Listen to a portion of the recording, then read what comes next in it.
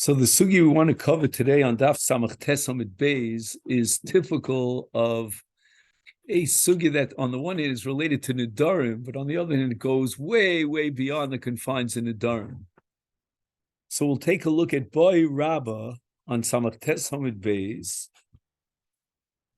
and you'll see this approximately let's see, we're counting up from the bottom of the Amud, 1, 2, 3, 4, 5, 6 lines, the last word in the sixth line above the end of Samach Tes Amud Beis. Boi Rabba. Kiem umufar lichi bevasachas mahu. We know that both the husband and the father were granted the power and the authority to either be Mekayim, their daughter or wife's neder, or to be mefer the neder. And Kiyum and Hafara are two opposites, right? L'kayim is a neder means that the neder is valid, and lahafar a neder means to invalidate the neder. And this individual, whether it be the father or whether it be the Baal, decided that in one fell swoop, he wants to be Makayim the Neder and Mefer the Neder. This is what you call in the Gemara's language a Tarti Desasre. They're mutually exclusive. Mahu. We'll see what the suffix is in just a minute. And the Gemara resolves this suffix by invoking a principle of Rabbah. And if you take a look in the Masoras HaShas, you'll see that the principle of Rabbah applies in the Gemara in Erevin, the Gemara in Kedushin. And that is called Dover she'ein bazeh harzeh afilu b'asachas eino. Two things that contradict each other so that they couldn't be one after the other. For example, if a man would be Mekadesh two sisters, first he's Mekadesh Rachel, then he's Mekadesh Leah. Once he's Mekadesh Rachel, Leah is Achos Ishto, and that's an Erva, and Ein Kiddushin Tovsin Bi'arayos. So the second Kiddushin cannot be Chal after the first. He can't be married to two sisters. So Rabbah in Masechet Kiddushin and Daf Nun Amid Beis says that if he's Mekadesh both sisters simultaneously, and he gives, let's say, to a shliach two prutos, one for Rachel, one for Leah, and he's Mekadesh in one Maisa of giving the two prutos to a shliach, both Rachel and Leah, is Eno. Eno means it's not Chal. Neither Kiddushin is Chal. He's not married, even Safek Kedushin, neither to Rachel or to Leah, because of the mutual exclusion of these two Kedushins. Here too, says the Gemara, since he cannot be Makayim the Neder and be Mefer the Neder one after the other, once he's Makayim the Neder, he cannot be Mefer the Neder or reverse. Therefore, it's Lesser Bazecher Zeh, cannot be Chal one after the other, they're mutually exclusive. One contradicts the other, and therefore Filu Vasachas Eino, and both the HaKama and Hafara are null and void, and we'll see in a minute what that means. So what I'd like to take a look at is a machlokas here between the Ran and the Rosh as to how to interpret this Gemara.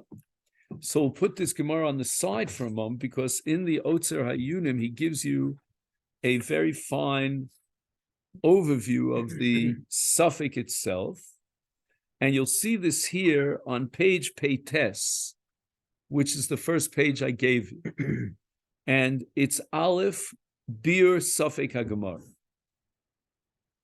So if you fast forward for a moment to the third paragraph in that section Aleph, you'll see a summary of this suffix according to the Ran. And he says the following: there was no doubt that both a Hafara and HaKama cannot be Chal simultaneously. And if one came first, the other one would be invalid. Kodam echad mehem lechavero. Lechavero means to its other colleague, so to speak. So he starts with Hafara and ends with HaKama, or vice versa. Zeh shekodam yochul. The first one would take effect. Like, for example, in the case of Kiddushin, he was Mekadesh Rachel, so that Kiddushin would be valid. Vasheni lo yuchal lochel. It's impossible now, after the Hafara, to have HaKama, or after the HaKama, to have Hafara. He cannot be Mekadesh Leah once he was Mekadesh Rachel. Umemela, L'gabi kol echad v'echad, this is the key of keys here in the Ran, anu misupakim. We never really know when he says b'vasachas, which one came first. If we would know which came first, that would be fine. Then the first one would be chal, and not the second one. So he says the following. Anu misupakim, this is in the paragraph, ubibir hasafek. These are other pages in the, this is a massive article. It goes on and on. So I wasn't able to photocopy everything, and I apologize for that. But we'll give out these pages later as we get to them. So with regard to the suffix of the Gemara, if anyone wants to take even a picture right now and send it around, that's okay. So the Ran in the paragraph ubibir, you have that paragraph ubibir, yeah. Ubibir as-suffix. So the Ran says again, if one would have come first, either the Hafara or the HaKama, then the first one would be chal, the second one would not be chal, because they're mutually exclusive. However, here we're in a suffix situation because he used the term bivasachas, which means they're both simultaneous. So therefore, l'gabi kol echad v'echad, with regard to either the Hafara or the HaKama, anu misupakim, we really can't determine. Shema hu chal, maybe it was first, v'chavero lo chal. Again, we don't know. Is the Hafara going to be chal and not the HaKama that comes second, or the HaKama first and not the Hafara that comes second? Because again, he said b'vasachas. So even though he may have said one before the other, he may have said mufar loch and then mukam loch, but it doesn't matter because he says b'vasachas, meaning he wants them both to be chal simultaneously, which is an impossibility. So now we're in a suffix situation. We really don't know which one is chal. Shema HaKama chala, umimela Hafara lo chala. And now watch what the Ran does. The Ran says that we have a suffix that maybe the HaKama came first, and the Hafara can't be chal because the Baal or the Av only has a one-time shot at either or. He can, once he's Makayim the Neder, he no longer has rights to be made for the Neder. And we'll see in a minute how the Gemara is poshet this suffix based on Rabba's principle kol she'einu b'zeh chazeh afilu v'asachas eino v'tzorech levar kavanas haran ma'u atzad hasuffix lomer sheyochul echad kodem lechavero. He says, what are the two tzadim in the suffix? One side is that the Hafara came first, and the other side is that the HaKama came first. That's very weird. We know that neither of them came first because they were both vasachas. That's what he stipulated. So what kind of suffix does the Ran have over here that maybe this one is first and therefore the HaKama should be chal? Maybe the Hafara came first and the Hafara should be chal and not the HaKama when they were both simultaneous. Yeah, so it's a very strange thing that the Ran is actually postulating a suffix here. It's really not a suffix because on each side of the suffix, you have a situation in which the other one is going to be docha the first one. So how can you tell me that maybe this one came first? Your tzad, if you're voting in favor of the Hafara, you're saying the Hafara came first. Your nota in favor of the HaKama because the HaKama came first. I mean, how could that be possible? Neither of them came first. The Rosh is going to offer another pshat in this sugya to solve this problem.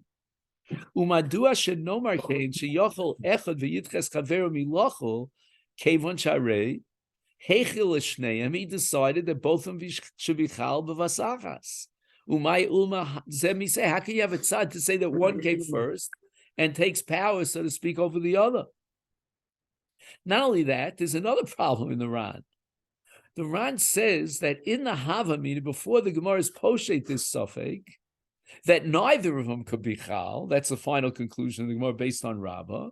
But in the Havamina, one of them would be chal and not the other. And the Ran takes a position as to which one would be chal. And in the Salkedaitach, the Ran says that the HaKama would be chal and not the Hafara.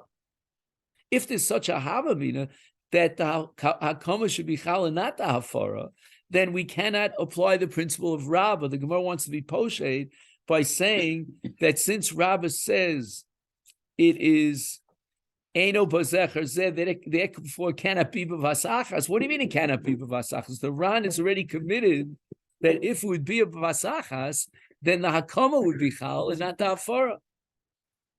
So now we move on to the Rosh. So again, just to summarize, what we have is, according to the Ran, the suffix in the Gemara and the Havamina was which of the two would be chal, because which one came first? And we don't understand, according to the Ran, why one of them could have possibly, in the Havamina and the Gemara, come first when he said b'vasachas, they should both be chal simultaneous.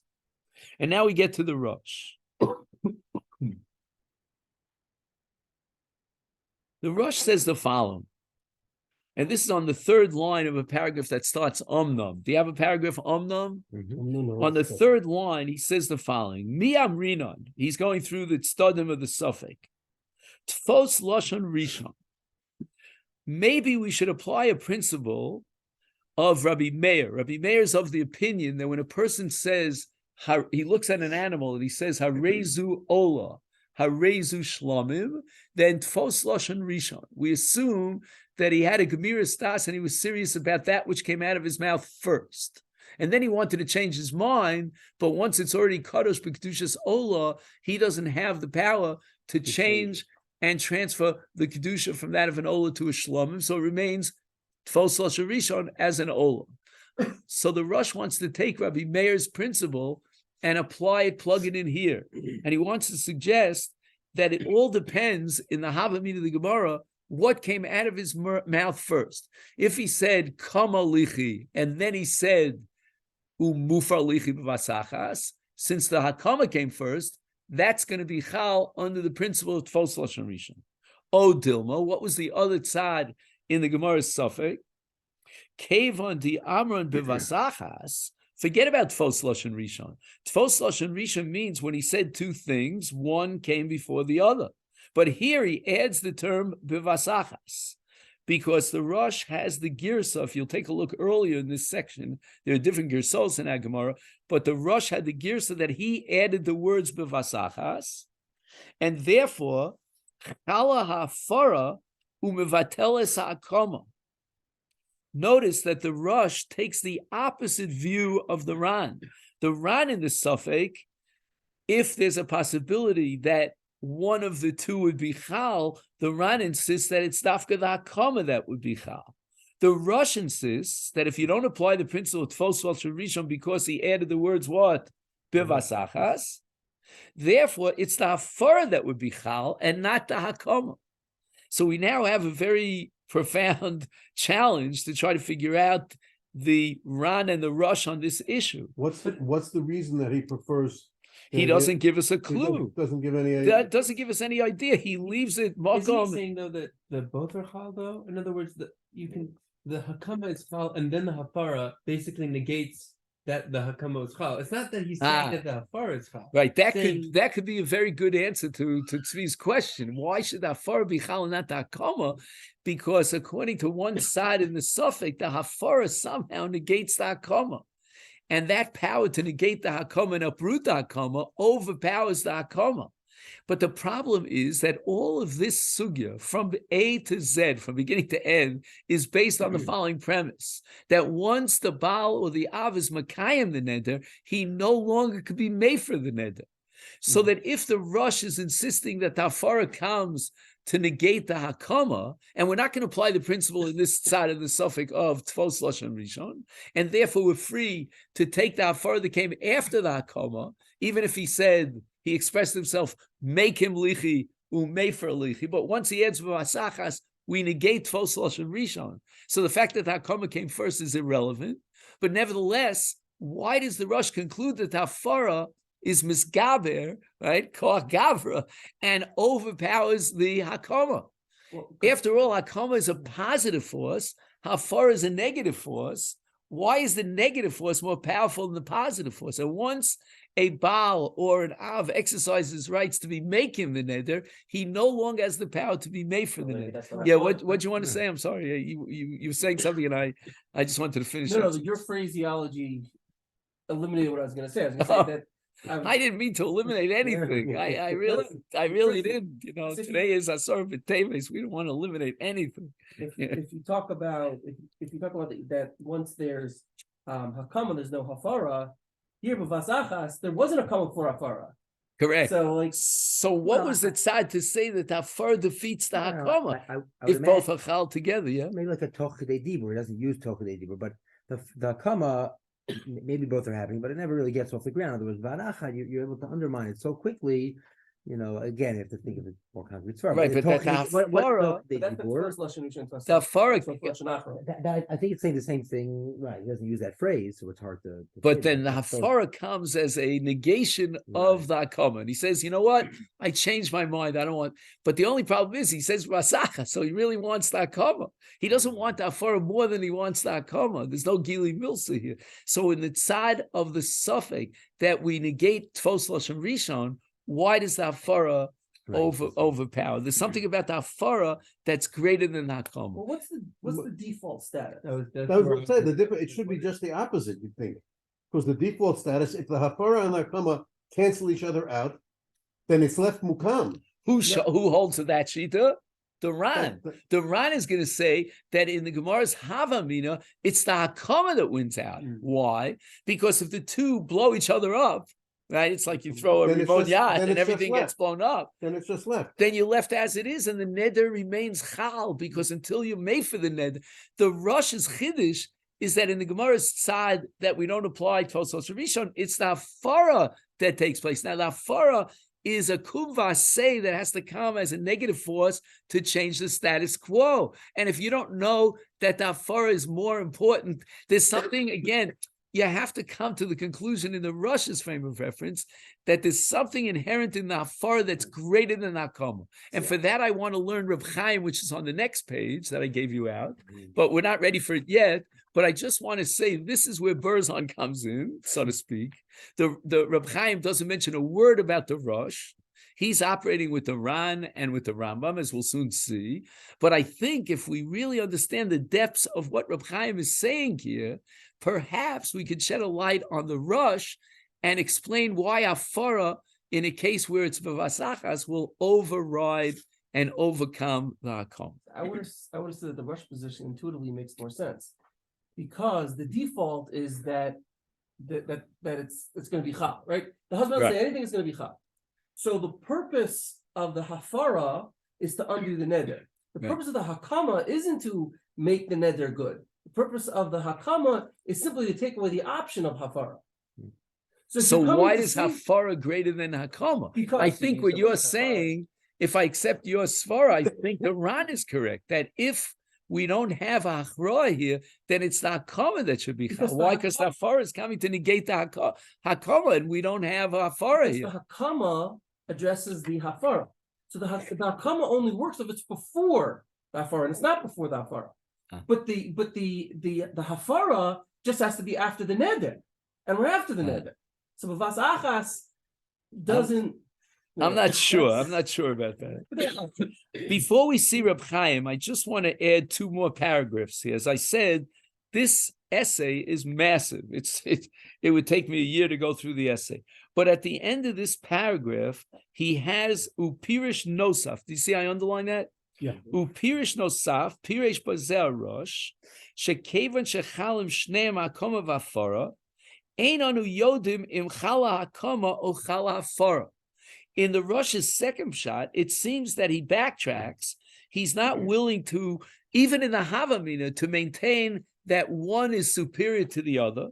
And therefore, what we're left with is a suffix. Now, I'm not sure what this suffix is. And we saw already in the Ran a precedent for this suffix. Let's go back again to the paragraph Ubir Asofek Kosav Haran, that Vade ain't Shneim Yicholim Lachul Ki Achas. And then we fast forward, and he says, Lachain on the fourth line, Anu Misupakim, Shema HaKama Chala. And for some reason, the Rosh only has that possibility, but the Ran only has that possibility, but the Rosh says, let's be consistent. If you're going to say that there's a suffix Shema HaKama Chala, and therefore the Hafara can't be Chala after the HaKama, then we should have another tzad in this suffix to say that the Hafara is Chala, and therefore there's no room for HaKama after Hafara. And that's exactly what the Rosh is offering in the second interpretation. But again, this is just Berzon talking, and you can either accept this or reject this. I don't believe for 1 minute that when the Ran and the Rosh are utilizing the word suffix, the concept of suffix, they mean what we think they mean. This is not a suffix. Suffix means I don't know whether it happened this way or it happened that way. I don't know if this is Shuman or this is Chelet. That's a suffix. That's what we call iyediyah. Or, for example, if there's a tarovas, a visa, a heter, I might have a suffix whether the rov is isur or the rov is heter. That's a bona fide suffix, and we're going to apply principles, suffix d'orais l'chumra, suffix d'rabbanan l'kud. That's not what the Ran and the Rosh have in mind. This is not a suffix of, I don't know if it's this or if it's that. This suffix is ingrained, is inherent in the halacha itself. The halacha recognizes both Hafara and HaKama. The halacha imagines that one came first. In a case where they both came simultaneously, the halacha ends up with a suffix, not because we don't know, not because either one is greater than the other. We don't know which is greater. We don't know which came first and takes over. The HaKama took over, the Hafara took over.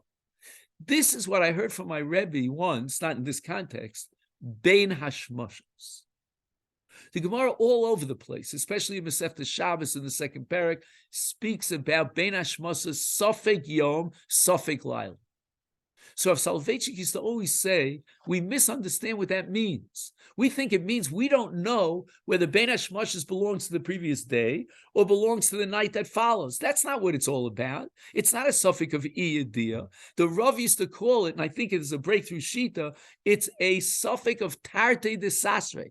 The halacha itself builds this suffix. It's ingrained in the halacha. If you go through the psukim, there are psukim that say vayerev vayivoka, that it seems that the transition period is erev, and there are other psukim that say it depends on the ma'oros, and that yom v'layla depends upon the sun and the stars.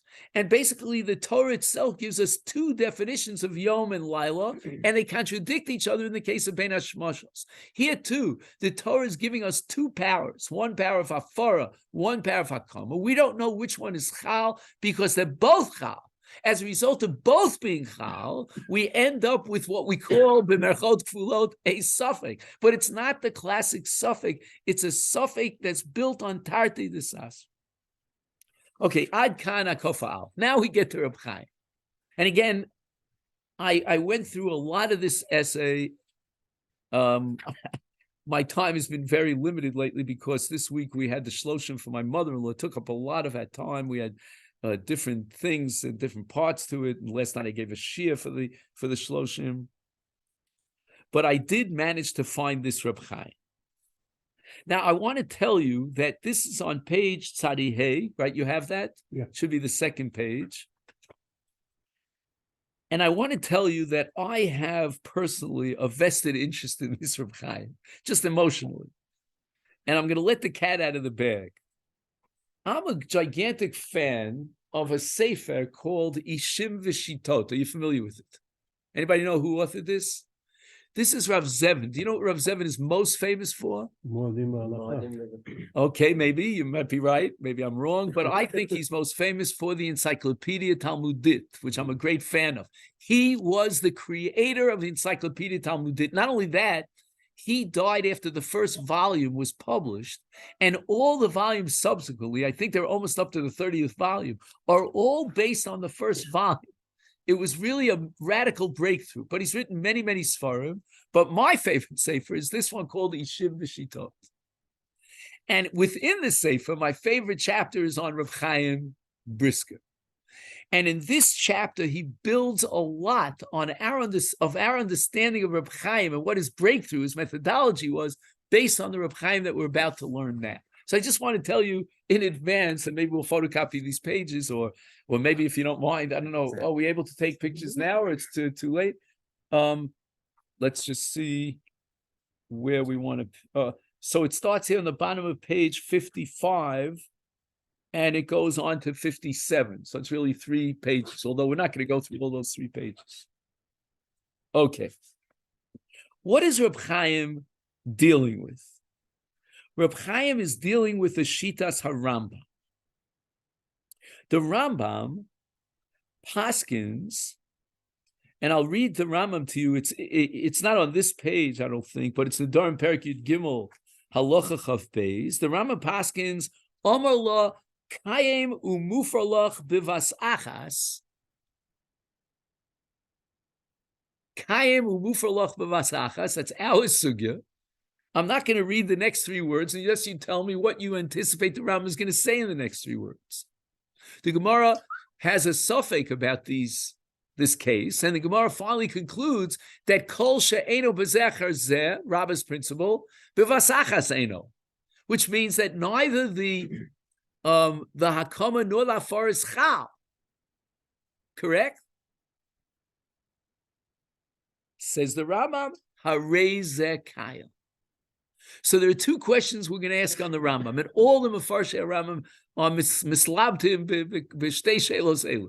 Question number one is the Gemara doesn't come to any conclusion that either one is superior to the other. So the Rambam is against the Gemara.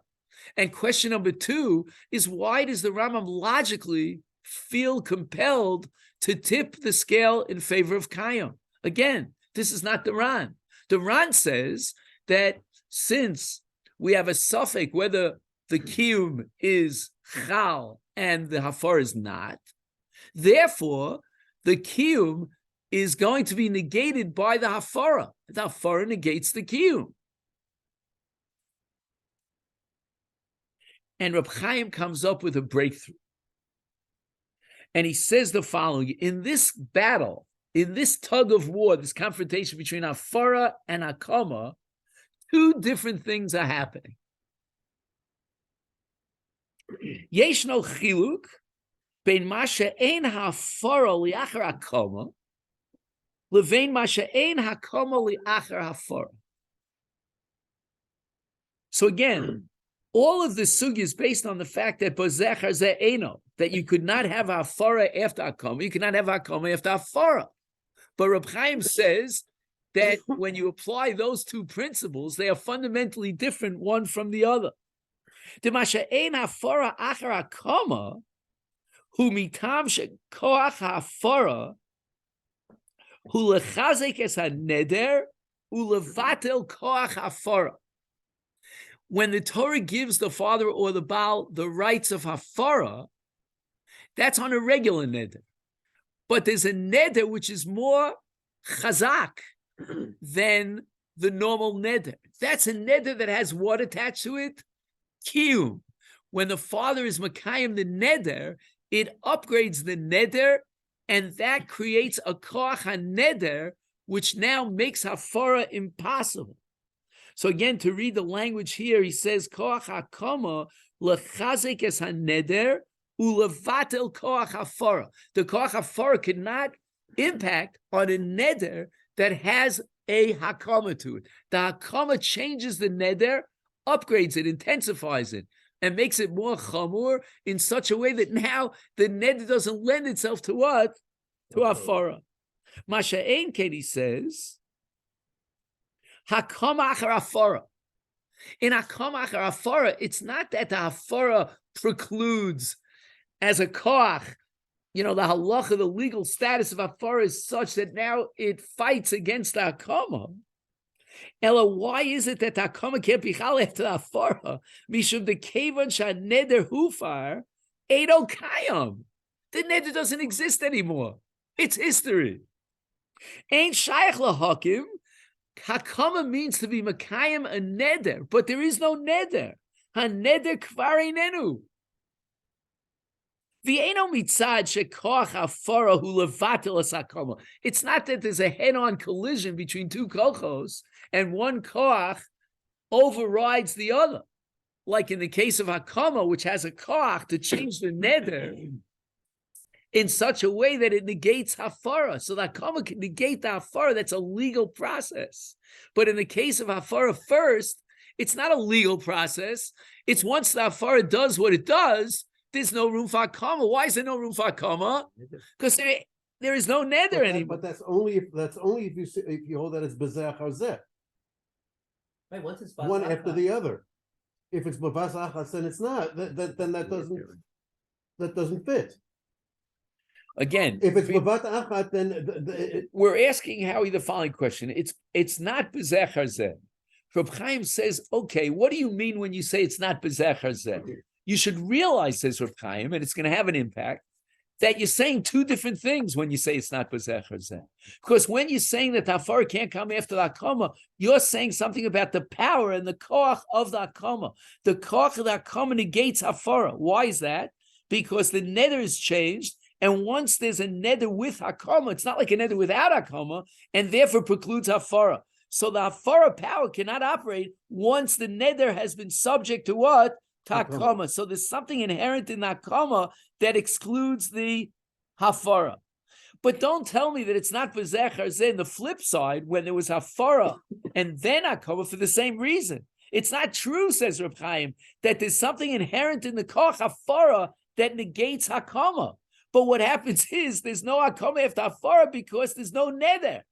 So therefore, Reb Chaim insists that according to this is all to explain the Rambam Shita, Ein mitzad sheyesh koach ba'afara levatel es HaKama. Od yisei agrach. Now we go on to the second stage of Reb Chaim. Now we get to the principle of Eino b'vasachas, right? So this is, till now we're focused on b'zecher zeh Eino, and now Rabbah says, well, if it's b'zecher zeh Eino, then b'vasachas Eino.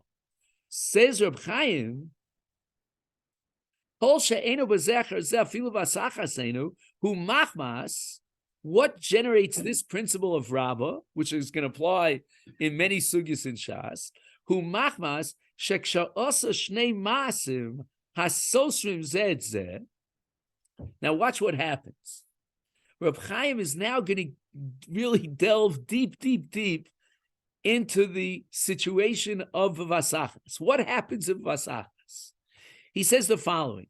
He does two maisim, right? Like he marries Rachel and he marries Leah. Or he does Hafar, he does HaKama. Haresha Hechel, what he generates is Siba L'shtei Chaluyos. There's a reason why the Hafara should be Chal, and there's a reason why the HaKama should be Chal. He did these two maisim. V'chol Siba, Harehi Mevateles Es HaChalos Shel HaSiba Shniya. There is a head-on collision here, a battle between the two sibos that underline the two maisim. Because the siba of one maisa is antithetical to the siba of the second maisa. V'lachein lo chal klal. This is the principle of Rabbah that b'vasachas eino. Why? Because each one of these two maisim negates the other maisa, because the siba that generates the maisa is antithetical to the other siba. V'lachein lo chal klal. He cannot create two maisim. Each one has an underlying logic behind it, a siba that generates that maisa, and it's antithetical to the other maisa. Each maisa negates the other one. Shekol chalos eni yachol. The chalos hafara can't be chal because of the chalos HaKama. The chalos HaKama can't be chal because of the chalos hafara. Machmas siba shel chalos hashniya monas mimena lachol. So when you look at the two chaloyos and you compare them, one generates a siba that negates the other. Lachein. Oh, now we get to the final conclusion of all this very conceptual analysis. Kosav agrach, shekol dino shel Rabbah, hu dafka, b'shtei chalios shemonos achas es hashniya milachol. We look at the chalos of the Hafara, we look at the chalos of the HaKama, and each chalos presents a barrier that makes it impossible for the other chalos to be chal. That's Rabbah. Aval, but here in this case of Hafar and HaKama, b'shtei chalios she'enam yecholos lochul b'yachad, machmas chisaron mitziuti. If it's not that the sibas hachalos al pidin is antithetical to the other sibas chalos, but the reason why one contradicts the other is because of the mitzius, not because of the din, but rather because of the reality. Lo machmas shechalos achas. This you should underline. But lo machmas shechalos achas monas min hashniya. If it's not that one chalos prevents and is antithetical to the other chalos, then we don't have the din of Rabbah, because the din of Rabbah, the principle of Rabbah, bazechar zeh eno is therefore vasachas eno, is because bazechar zeh is eno because one chalos is antithetical to the other chalos. You have two chaloyos that fight and battle each other, one against the other, because that's exactly what the nature of the chalos is. The chalos is hafara and not HaKama. The chalos is HaKama, not hafara.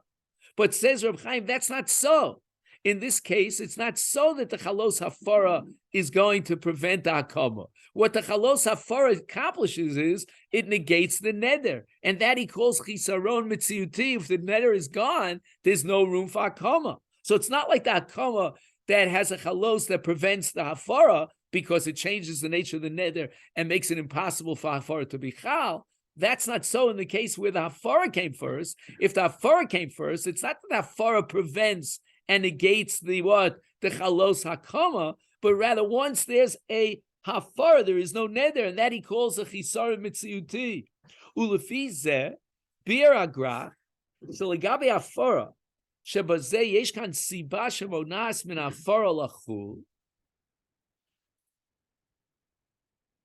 I think that just 1 second. Just 1 second. I'm sorry. I think there's a little bit of a mistake here. Lefi zeh bir agrach shelegabe hafara shebazeh yesh kan siba. I think it should say legabe HaKama. I just want to say, does anybody have a pencil here? I just want to. Okay, I have a pen. I think this word hafara is I'm sorry. Let me just read on and say. I just sometimes if I find a typo, and I find typos here. Shebazeh yesh kan siba shamonas min hafara lachul. Sharei sibas HaKama monas min hafara lachul. What's the sibas hafara? Meaning, what's the essence of the mechanism and the chalos of HaKama is that it changes the nature of the neder and makes that neder in something that negates hafara. Lochein lo chal hafara. Once you've changed the neder and you've upgraded it through HaKama, it no longer allows for hafara to be chal. Avol HaKama, meaning if you want to know why HaKama can't be chal after hafara, the hafara doesn't prevent the HaKama, it doesn't fight a battle against the HaKama. What's the ultimate reason why the HaKama can't be chal if there's hafara? It's because of the mitzias that there is no neder, v'lachein chala HaKama. He says the following: Lefi zeh kavanas hagmar lo chiach mi rabba shelo chal b'vasachas HaKama v'hafara umemela hafara lo tochel ki HaKama soteres la. So the principle of Rabbah is that when you have two things that are mutually exclusive, and each one has a reason why the other chalos can't be chal, neither of the two chalos can be chal, and each one negates the other one. And that's going to apply as far as the hafara after HaKama is concerned. The HaKama has within it a chalos HaKama that is mevatel the koach hafara. So there is a bittul of the koach hafara. It's a actual siba hamonas chalos hafara. Aval HaKama tochul. There's no reason why Rabbah's principle should apply to undermine the HaKama. Why? Because again, if Rabbah's principle is that one chalos contradicts the other, and one koach is opposite the other, that's not true in the case of hafara vis-a-vis HaKama. It's not that the hafara is going to prevent the HaKama from chal, but rather the hafara changes the situation on the ground, and the mitzias is that there is no neder. So therefore, the way that the Rambam understood our sugya of Rabbah is that the Gemara wants to say that as far as the chalos hafara is concerned, that can't be chal, and the reason for that is because b'vasachas he wanted HaKama to be chal. The HaKama has a koch to be mevatel hafara, but the other way around, the hafara to be mafkia the HaKama, that doesn't apply in Rabbah's favorite reference. Why? Because it's not that the chalos hafara is such that it has a power inherent in it to negate and undermine the HaKama. That's not so. And it's only a chisaron b'mitzias. Now, the rest of this page is an attack against Reb Chaim by none other than the Chazon Ish. If anybody knows the history of it, the Chazon Ish on his copy of Reb Chaim wrote extensive notes, and in each one of these notes he attacks Reb Chaim. It's almost as if he had an axe to grind, almost. And this is no exception. Now, I'm not sure that the Chazon Ish wrote these notes for publication. These were his own private notes, but some, I don't know who, decided to publish them. And in the new editions of Reb Chaim, in the back section of the book, you have the Gilyonos of the Chazon Ish. And this is one of them. Let's just read one more paragraph before I want to present to you Rav Zevin, because as I told you, I have an axe to grind here. Hosef Agrach, shebe'emes yesh lachar b'divrei Rabba shekol she'ena b'zerach zefil v'asachas. In b'chol mokom sheyesh shtei chaluyos she'enon yecholim lochol b'vasachas lo chal afilu chalos achas. Right? If you can, so the first way of defining Rabbah is not Reb Chaim's approach. Reb Chaim is just offering it as a possibility that maybe what Rabbah is saying is that these two chalosim can't be chal v'asachas, so neither one is going to be chal. Oh, but rather in the second possibility of this chakir of Reb Chaim, this is the one that Reb Chaim was pushing for before. Dafka k'shekol chalos monasas hachalos hashniya. Then it's impossible for them vasachas. There's no koach habitul of one chalos vis-a-vis the other one, but rather it's only a mitzius. Then lo nemar din zeh upazeh nechleku Rambam v'Aran. This is the machlokas between the Rambam and the Ran. What is the maskana of our sugya after the Gemara quotes the principle of Rabbah? Haran sover. If it's impossible for the both chaluyos to be chal simultaneously, then we apply the din of Rabbah, and both chalosim are negated, which might mean many different things. It might mean that if the day passes, then the neder is chal. It might be that we'll give him a little bit more time during the balance of the day to decide which one of the two he wants, because both negate the other one. The Rambam limits the principle of Rabbah, and it only applies when one chalos monas is a chalos hashniya, which is true vis-a-vis the HaKama being monas, the chalos hafara, but it's not true in the other way around, the reverse, that the hafara is monas, the chalos of the HaKama, but rather, as we said many times, there's no neder at all. And then he quotes for the balance of this page, all the complaints and the arguments raised by the Chazon Ish. I just want to focus on one of the three arguments of the Chazon Ish against Reb Chaim. And he says the following.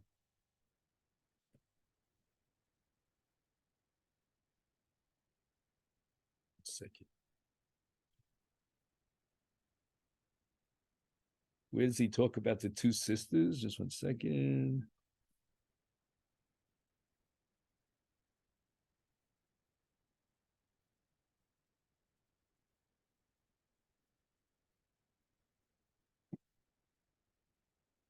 Okay, this is the piece about Masa. It's also very fascinating. But where's the piece about the Shtei Achios? Here, Gimel, at the top of the left column. B'mikdash Shnei Achiyot.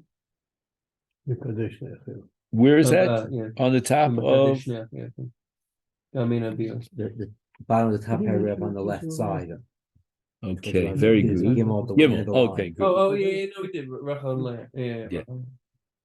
Says the Chazon Ish, b'mekadesh Shtei Achios, gam ein habiur, meaning Reb Chaim's understanding of Rabbah's application to a person who's mekadesh both Rachel and Leah, shechalos kedusha vasachas monas chalos kedusha min hashniya.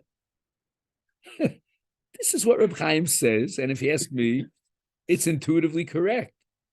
I don't know why the Chazon Ish is cheppering here, Reb Chaim. Reb Chaim is just saying that the chalos ishas to Leah has a koach hamonas to prevent the chalos isha to Rachel. No, says Chazon Ish. That's not so.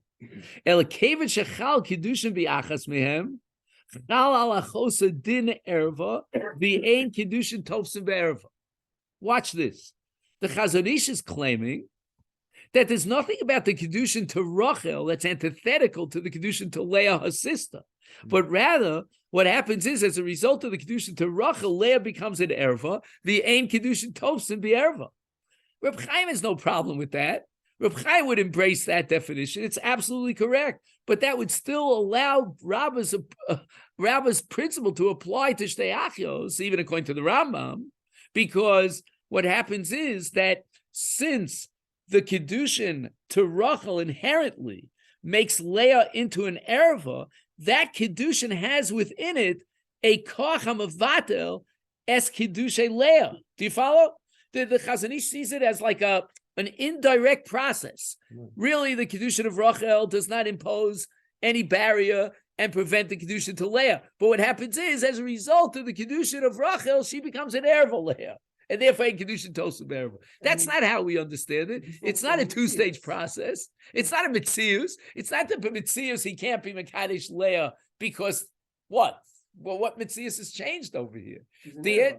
So is that I don't know. Is that a Mitzius or is that something that halachically, legally is inherent in the Kedushin to I Rachel? think that's a mistake and then come up. Anyway, The difference- you could probably think about this from now until Mashiach time. And So I would say the differences between the Mitzias is it's not. Just an interesting hara. I mean, This is to me, the it's only more erva where if one dies, you can marry the other one. Not So the nature of the Isser might be different. It might be, again, you're saying that it's like a even, temporary Easter. even though the Chazon, when I look at these two women, and I'm getting married, I don't see Isser. But I see mutter and mutter. at the moment that they're both alive, then the Kedushin to one precludes the Right, Kedushin right. to the Like other. you were saying, And I would say that that's a Siba Hamonas. It's not just a change in Mitzias. I don't know, the Chazon Ish sees it like, all right, now she's an error as a result of the okay, Kedushin. interesting. That is true. Again, I only because we started a little late today, and I would love to go through the Meiser business, but I just, Rabosai, if you don't mind, again, I apologize for this, but I have to tell you the following. Rav Zevin says the following. Listen carefully. Rav Zevin says that as a general rule, Rab Chaim was opposed to something called klolin. Now, Rab Chaim did not compare one sugya to the other and say, well, you know, we have a lumdus, we have a klal from one sugya, let's see if we can compare it to the other. That's not Rab Chaim's approach. Ein lekarev es harachokim b'zro. However, this is Rav Zevin's breakthrough in his understanding of Rab Chaim. Even if Rab Chaim is not willing, he's not eager and ready to compare methodologies from one sugya to the other and underlying principles from one sugya to the other. Nevertheless, mitoch shemahalech hamachshava toranit shelo hi shitatit. Once you see that Rab Chaim has a methodological approach and he applies it ba'ofen ikvi, consistently, then memela, what we can do is we can compare that conceptual structure from one sugya to the other. And the reason why I'm so excited about this, I get very excited about this, is because I don't want to go into history, but I spent many, many years, I was a Ram in Maleh Dumim, and I spent many years on trying to understand Reb Chaim's methodology. And I have a lot of stories to tell you about the guys in Maleh Dumim, Berkat Moshe at that time. But bottom line is, when 35 years later they had an anniversary get-together, they asked me to come and speak about Reb Chaim's methodology. The original Miyastim, the first Talmidim of Maleh Dumim, still remembered what I did. And this is what Rav Zevin is trying to do. L'mashal, he gives the following example, where you see Reb Chaim's methodology. He says, Reb Chaim over and over again, without comparing sugyas, will always make a distinction between Siba Hamonas es Chaloso Shel Din Yadua. If there's a reason why this will prevent something else from being Chal, as opposed to Heder Mitziuso, as opposed to the absence of it. And it's very interesting. Yofe Koch Heder HaMitzius Mi Siba Monas. In other words, when there's no Mitzias at all, like he's going to talk about Chatzi Evan, Chatzi Ben Chorin with regard to Piri Rivya, but then he gets to our sugi. Harei Dugma Acheres, Kol Sheda Bazecher Zefil Vasachas Eno. And the Gemara uses this on Simultainiously base. In Nedarim lift showed Abaya ma din bebal shamalishto Chaim umufer lichi vas achas. Pirush Haran she'en kan lo HaKama v'lo Hafara kiderech she'amru b'mekadish shtei achios ki achas. That since he can't be mekadosh Rachel after Leah, therefore both kedushin blow each other up and exclude each other. But v'lo kein pasuk Rambam amar lo Chaim mufer loch b'vas achas. Hareze Chaim, you have it in your phone. Gedolim chekre lev, meaning great interpreters. Nischabtu lahavid is das haram latimam sugyas agmar. Reb Chaim yesh lo derech mishalo. Kol she'eno b'zecher zeh lo nemar ela k'shechaloso shel ha'echad monas es chaloso shel ha'sheni mitzad adin. Aval lo b'mikre shacharei chaloso shel echad ein mitzius v'makom lasheni. There's no room for the other one because there's no mitzius. And ba'HaKama ba'Hafara she'ena b'zecher zeh yesh lahavdil. There's a fundamental distinction. Hafara eina chal achar HaKama lefi shezeu din HaKama. That's the din of HaKama, that HaKama precludes Hafara. That's the entire essence of HaKama, that the Torah gave a HaKama, recognized HaKama that invalidates Hafara. HaNeder yeshno b'mitzius. After HaKama there is a neder, so why can't you be made for the neder? That's because of the koach inherent in the HaKama. Ubiyeser tokev. El shezeu etzem din HaKama, that's inherent in the very chalos din of HaKama, she'lo yuchal lahafer achar. Aval HaKama she'ena chal achar Hafara, that's not because there's something inherent in the Hafara as far as its koach and chalos, but rather reza lefisha ein mitzius neder. You cannot be mekayim if the neder is gone. Kishahefer, and now we're on page 57. This batal a neder. Val ma tachul HaKama. How could HaKama be chal? There's no neder. Ilu yitzuyaher. Oh, this is beautiful. If theoretically you could have that the neder would be kayim, it could exist after Hafara, which is impossible. But theoretically, in the conceptual abstract world, if the neder after Hafara would still be alive and well, he could be mekayim it. The Hafara doesn't preclude HaKama. The Hafara only removes the neder, and therefore you can't be mekayim the neder. Lefichach al Hafara achar HaKama. If you're talking about there was HaKama first, then the Hafara can't be chal, and then we're going to apply the principle of Eino Bazecher Zeh. Aval al HaKama for Hafara. But if on the other hand he starts with what? With Hafara, and then he gets to HaKama, well, guess what? That has nothing to do with Rabbah. That has nothing to do with Kol She'eino Bazecher Zeh, because Eino Bazecher Zeh means that there's a Mania, Al Pidin, that's inherent in one chalos, that prevents and negates the other chalos. They're antithetical, mutually exclusive. But here it's not so. You could have HaKama after Hafara if only the neder was still alive and well. Me'ata cheshbe meduyak HaKama v'Hafara b'vas achas Hafara eina chala v'HaKama chala. Meaning, we're not going to apply the principle of Rabbah vis-a-vis the HaKama because it's not the Hafara that negates the HaKama, and therefore, if we're going to have the HaKama negate the Hafara, then there's no Hafara operative, and therefore the HaKama could be chal, and that's the Shita Saram. But what's interesting here about Rav Zevin in Yishiv Shitot is he shows you sugya after sugya after sugya. Reb Chaim uses the same methodology, and it's absolutely stunning to see Rav Zevin's creative mind. Of course, he knows all of Shas. I don't know if you know about Rav Zevin. He had everything at his fingertips. And then he takes the Reb Chaim in this sugya and the Reb Chaim in that sugya, and he shows you consistently the methodology of Reb Chaim. Okay, then Rabbosai, I guess what time is it now? Oh, it's already 9:30, so we'll stop here. I just want to give you a little bit of homework here in the Chazon Ish on this page that I gave you. On the top left, we read that first paragraph, only the half at the bottom about Kedushin, but he has a beautiful sugya about a person who is mafresh maser, and then he adds another maser. And he wants to extend maser to other payros. And the halacha is misukanim, his payros have the tikkun of the first maser, but mikulkolim. And the question is, do we apply the principle of Rabbah in that case of Hafrasha Achar Hafrasha? And he says that according to Reb Chaim, there should be no reason why we apply that principle, and yet the Gemara in Eruvin does apply that principle. So if you get a chance, in your spare time, when you have nothing else to do with your time, this is something very exciting, this case of Marbe Masrosa. Okay, then? Well, thank you. Thank you so much. If anyone wants these pages, I have nothing to do with them. We didn't have time. We need another shear for these pages. They're big pages.